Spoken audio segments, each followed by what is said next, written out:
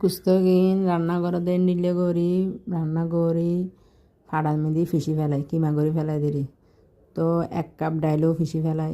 সিদ্ধ করি তারপর এখন দিয়ে দিদি পিঁয়াজ ধুয়ে কুচি কুচি করে হাড়ি এনে দিয়ে দিই তারপরে এখন দিয়ে দিদি কাঁচামরিচ ধনিয়া পাতা জিরের গুঁড়ি ধনিয়ার গুঁড়ি লবণ পরিমাণ মতো 1 চামচ ধনিয়ার গুঁড়ি 1 চামচ জিরের গুঁড়ি কাঁচামরিচ 5 চৌবত তারপরে এখন দিয়ে দিদি 2 ডিম বেকিনেরে একত্র করি বালা করি মাখামাখি করে ফেলাই একদম বালা করিয়ে না তো মাখানোর পরে এখন বল দিকে উগ্গ করিয়ে না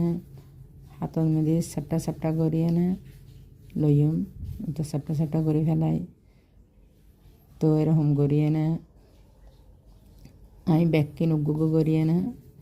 এরকম বানাই ফেলাই দেখো না বানাই গিয়ে দেয় সুন্দর যেন বল দিকে বেকুন উগ্গ করিয়ে না বানাই ফেলাই টিক্কা